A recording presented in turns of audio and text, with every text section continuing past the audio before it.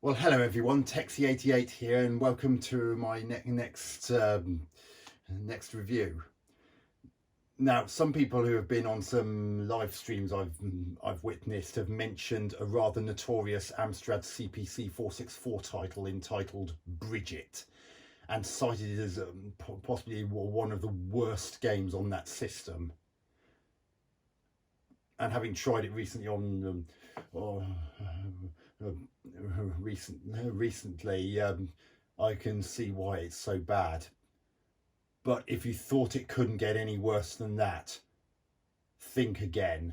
I'm about to show you a game on the Nintendo Entertainment System on an infamous 52, which is one of a selection of 52 games on an infamous cartridge called Action 52, which sold for just over 199 USD back in 1991 when it was first released. So here we've got the game Star Evil. How's that for a brilliant game design?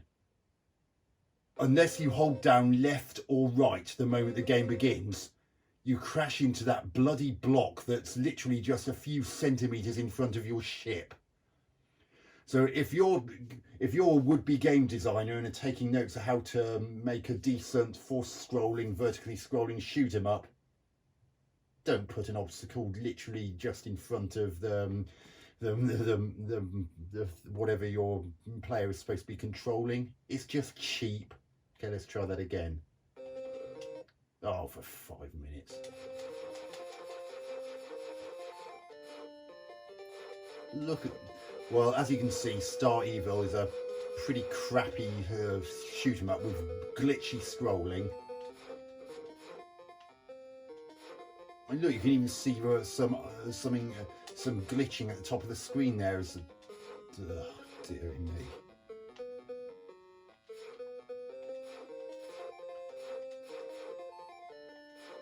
Oh god, this isn't interesting in the slightest. And there's our boss, who looks more like a birthday cake.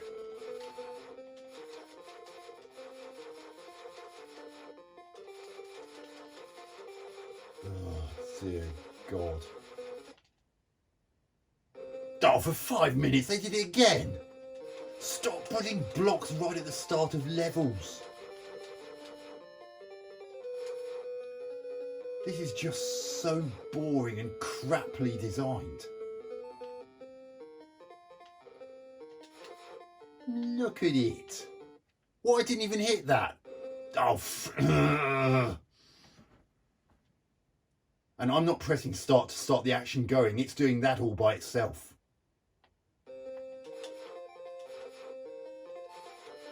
Ugh. This is painful.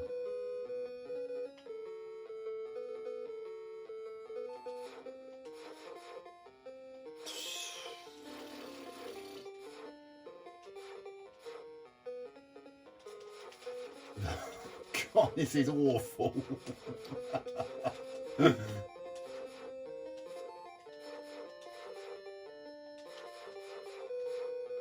here comes the birthday cake again. What? Oh, bloody hell.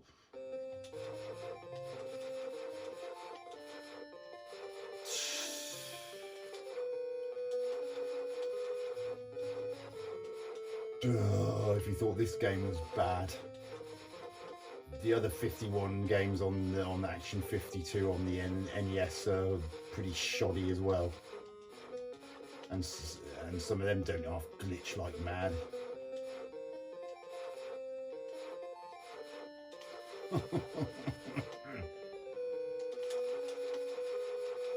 Hey, that ship has disappeared. How's that for mind-numbingly brilliant programming?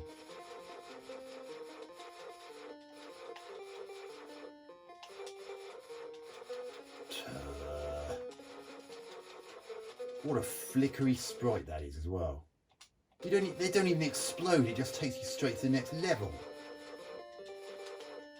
I mean, there is little to no effort put into this game.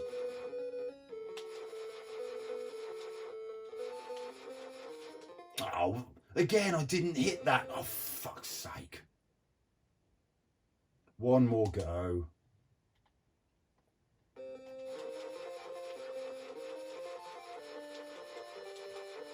So I apologise, I did just drop the F-bomb there, but I'm going to try not to use words like that incessantly in my reviews. I mean, if I ever do a game that's actually aimed at a more mature audience, then I might be more lax about this. But apart from that, I'm going to try and be a little bit more restrained, even if a game really ticks me off like this one does.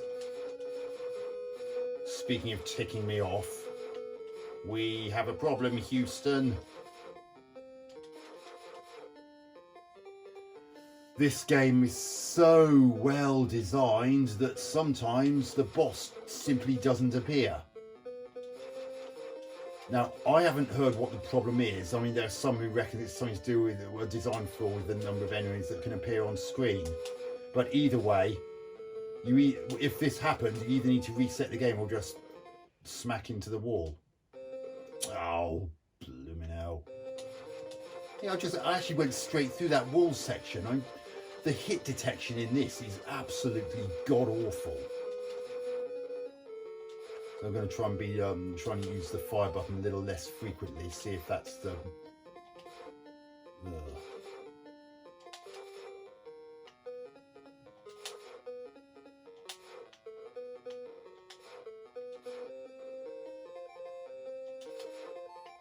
Music's all right, I suppose, but that's about the only good thing. That's about the only passably good thing I can say. And did you notice that those ships that were there just before the scrolling stopped just miraculously disappeared?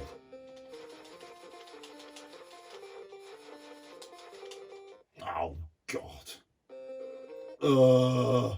Right, I'm done with that.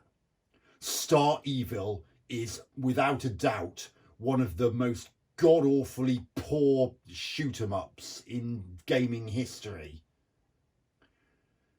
Graphics are unremarkable, especially for a NES game which came out in 1991. I mean, that's the same year that Super Mario Bros. 3 came out on the NES, and that blew everything out of the water. Sound is minimal. You get a kind of hissy sound effect every time you fire. And tune's not too bad, I suppose, but doesn't really suit the game. Gameplay, an utter unmitigated travesty, riddled with very bad design, flickery scrolling. Sometimes the boss doesn't appear when it's supposed to. The hit detection is utter cack. And the game just isn't worthy of anyone's attention.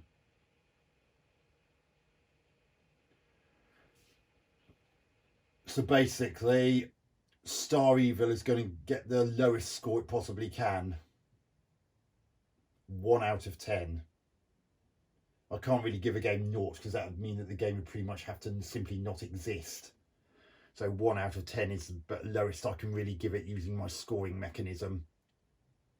Star Evil is not worth even a second of your attention. It really is that bad. It makes Bridget on the Amstrad CPC464 look like a blooming masterpiece. So anyway, hope you enjoyed that review. Texie88 out.